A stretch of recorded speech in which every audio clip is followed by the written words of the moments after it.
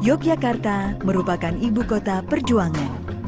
Hampir di setiap sudut kota Jogja, kita masih dapat menemukan bukti-bukti pada masa perjuangan. Mulai dari bangunan hingga benda-benda bersejarah sebagai saksi perjuangan. Bukti yang semakin meyakinkan adalah Yogyakarta pernah menjadi ibu kota Republik Indonesia, di mana pada saat itu Belanda melancarkan agresi militer kedua, hingga dicetuskanlah Perang Gerilya dan akhirnya dilancarkan serangan umum 1 Maret 1949. Perang Gerilya tidak lepas dari peran Panglima Besar Jenderal Sudirman.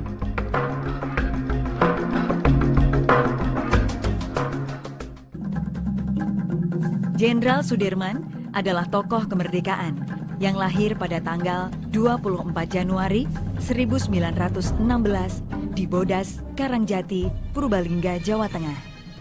Ayah Sudirman adalah seorang pekerja pabrik gula di Kalibagor yang bernama Karsit Kartowiroji dan ibu bernama Siem yang masih keturunan Wedana dari Rembang.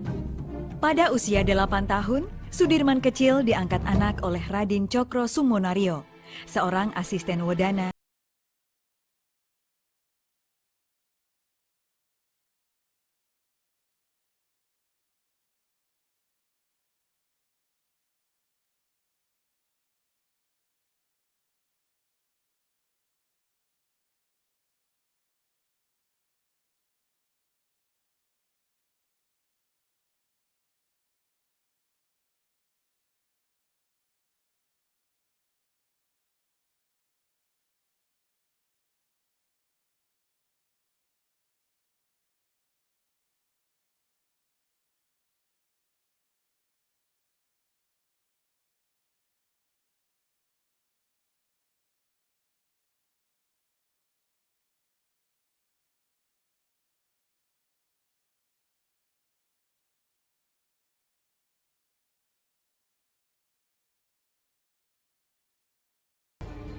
Saat menjadi anggota TKR, Sudirman berhasil merebut senjata pasukan Jepang dalam pertempuran di Banyumas, Jawa Tengah.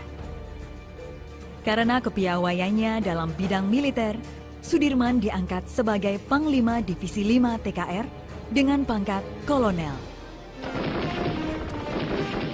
Perang besar pertama yang dipimpin Sudirman adalah perang melawan tentara Inggris dan Nika Belanda pada bulan November hingga Desember tahun 1945 yang dikenal dengan Pertempuran Palagan Ambarawa. Pertempuran berakhir dengan kemenangan.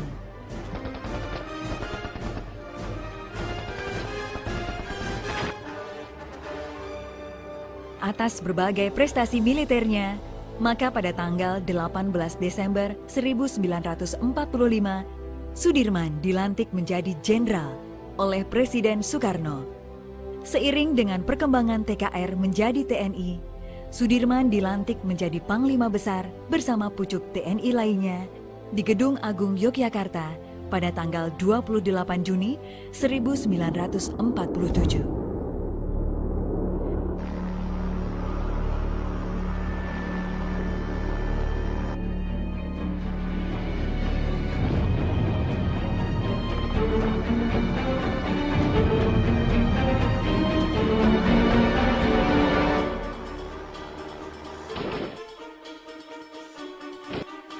Pada masa agresi militer Belanda kedua atau yang dikenal kalau di sekarang itu adalah masa perang kemerdekaan kedua, yaitu masuknya tentara Belanda pada 19 Desember 1948. Nah, ini satu hal yang penting pernyataan Pak Dirman waktu berembuk dengan Bung Karno. Bung Karno mengatakan bahwa Pak Dirman sakit, istirahat saja. Tidak, Bung. Saya tetap bersatu dengan rakyat, karena sesuai dengan ucapan saya harus bergabung dengan rakyat menentukan kemerdekaan Indonesia. Ketika penyakit tuberkulosis semakin parah, pada tanggal 19 Desember 1948, Belanda menguasai Yogyakarta dan menangkap para pemimpin negara. Dari rumahnya di Bintaran, Panglima Besar Jenderal Sudirman terus memperhatikan pesawat-pesawat Belanda yang terus mengobrol tembakan. Karena khawatir Belanda menyerang kediaman Jenderal Sudirman, maka Dr. Suwondo menyarankan Panglima Besar Sudirman meninggalkan kota Yogyakarta. Setelah membakar semua dokumen yang ada, perjalanan gerilya dimulai dari kediaman Panglima Besar Jenderal Sudirman menuju Kadipaten dan dilanjutkan ke Kretek Bantul.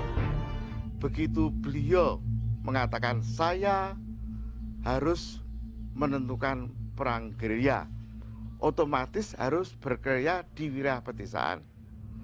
Jadi pertama kali ke selatan, Kretek, lalu ke selatan lagi Jalan Parangtritis, Imogiri, baru naik. Karena sakit yang diderita, tidak memungkinkan sang jenderal berjalan kaki. Untuk tetap melanjutkan gerilya, Panglima Besar Jenderal Sudirman ditandu oleh para pengikut setianya. Setelah dari Imogiri, naik ke Panggang. Perjalanan dilanjutkan menuju Palihan Gunung Kidul dengan menggunakan dokar.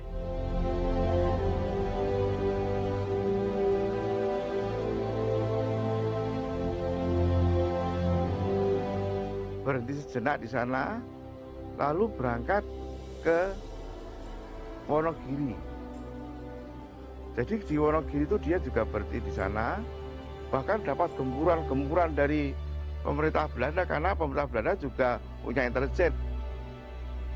Dari Wonogiri, perjalanan dilanjutkan menuju daerah Jawa Timur.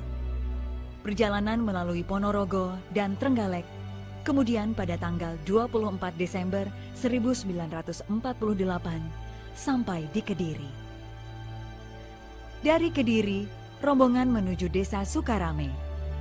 Karena dirasa tidak aman, perjalanan dilanjutkan menuju desa Karangnongko dan dilanjutkan menuju lereng Gunung Wilis. Perjalanan dilanjutkan pada tanggal 17 Januari 1949. Saat dalam perjalanan, terjadi penggeledahan yang dilakukan Belanda. Untuk menghindari kontra dengan pasukan Belanda, rombongan masuk hutan Sedayu dan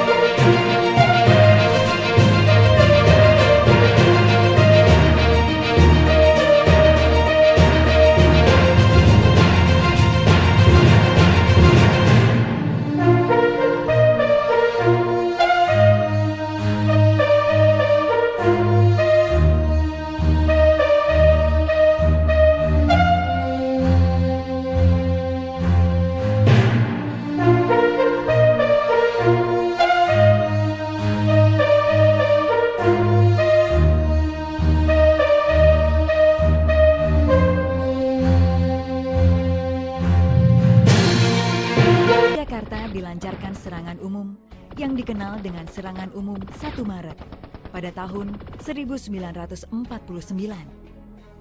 Dengan adanya serangan umum ini, menunjukkan pada dunia internasional bahwa Indonesia dan kekuatan militernya masih ada, dan membuktikan kebohongan Belanda yang menyatakan Republik Indonesia dan TNI telah hancur. Hal ini pula yang menyebabkan terpojoknya Belanda dalam percaturan politik dunia, hingga terjadi perjanjian Roem-Royen 7 Mei 1949.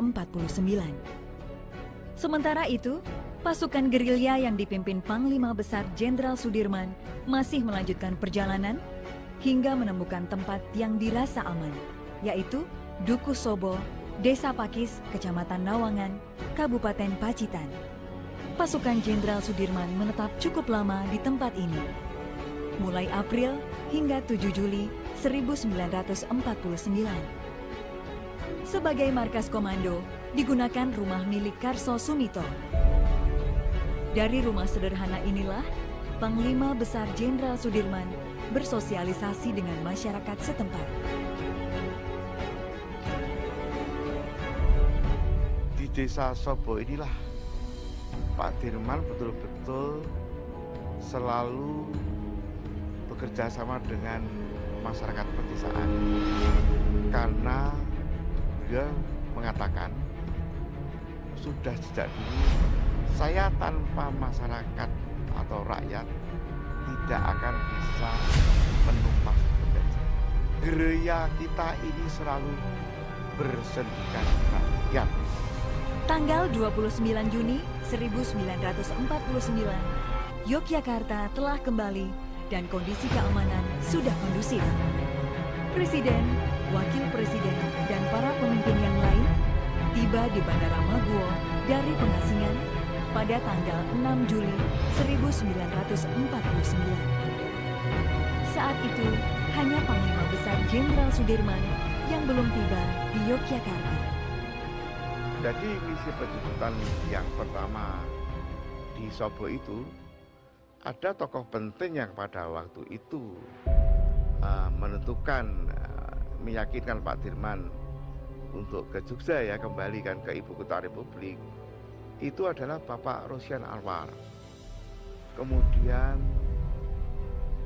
wartawan Menur, lalu juga Komandan Berpres 3 Letkol Soeharto. Di dalam satu pembicaraan, Pak Dirman selalu mengatakan, nanti dulu, saya tidak akan cepat-cepat menentukan langkah untuk masuk kota Jogja. Sebab Belanda itu sangat licik, dan akhirnya pada bulan Juni itu penjemputan dilakukan oleh Si Sultan Hafiz bersama stafnya waktu itu yang ada di Jogja untuk menjemput Pak Dirman. Sampai di kota Jogja, Panglima Besar Jenderal Sudirman langsung menuju Gedung Agung untuk bertemu dengan Presiden Soekarno dan Wakil Presiden Muhammad Hatta. Satu hal yang cukup penting pertemuan Pangsar Sudirman kembali ke Jogja dan menemui Bung Karno, satu statement beliau yang waktu itu jarang terungkap. Beliau selalu mengatakan, kita mulai hari ini tidak boleh dijajah lagi oleh bangsa lain. Jadi kita harus 100% merdeka dan berdaulat penuh.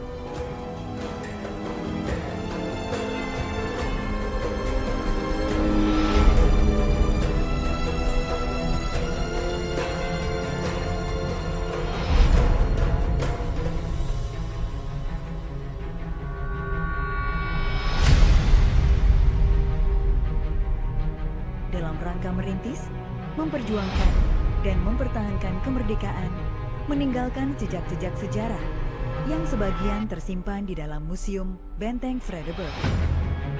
Koleksi museum sebagai bentuk pelestarian dan upaya mengkomunikasikan kepada generasi muda tentang nilai-nilai perjuangan Jenderal Besar Sudirman. Koleksi Museum Jenderal Sudirman merupakan barang-barang yang menjadi saksi perjalanan gerilya dalam mempertahankan kedaulatan Indonesia. Benda yang dipamerkan meliputi tempat menyarungkan pedang dan sepatu milik Bapak Hadi Harsono. Beliau merupakan Komandan Batalion 1 Bantul. Sebelum melanjutkan perjalanan menuju Panggang, Jenderal Besar Sudirman bermalam di rumah Bapak Hadi Harsono.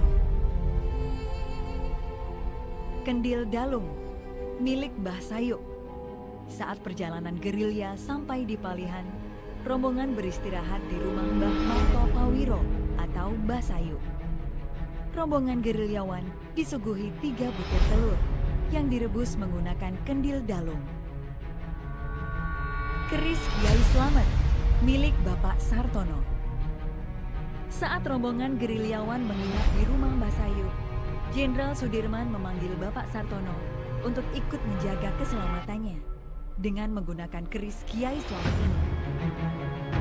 Perlengkapan dapur milik Ibu Projo Pranoto. Perlengkapan dapur inilah yang berjasa menyiapkan hidangan untuk makan para gerilyawan yang bermalam di Semana. Meja kursi tamu dan peralatan minum milik Bapak Imam Supardi. Peralatan tersebut digunakan Panglima Besar Jenderal Sudirman saat menerima penjemputan pertama oleh Letkol Soeharto. Tempat tidur milik Bapak Hadi Siswanto. Untuk menjaga kondisi kesehatan Panglima Besar Sudirman, maka diputuskan bermalam di daerah Piyungan, tepatnya di rumah Bapak Hadi Siswanto. Bapak Hadi Siswanto meminjamkan tempat tidur untuk beristirahat Panglima Besar Jenderal Sudirman. Meja dan kursi tamu milik Bapak Sumarjono BA. Sebelum masuk kota Yogyakarta, rombongan beristirahat di Piyungan, di rumah Bapak Sumarjono. Dengan menggunakan meja kursi inilah, Panglima Besar Jenderal Sudirman beristirahat sebelum bertolak ke kota Yogyakarta.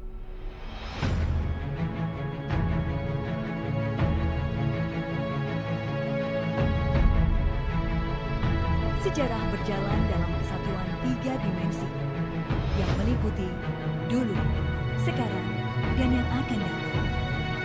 Dan bukan mustahil pula, jejak-jejak sejarah yang terjadi pada masa sekarang akan sampai kepada generasi yang akan datang.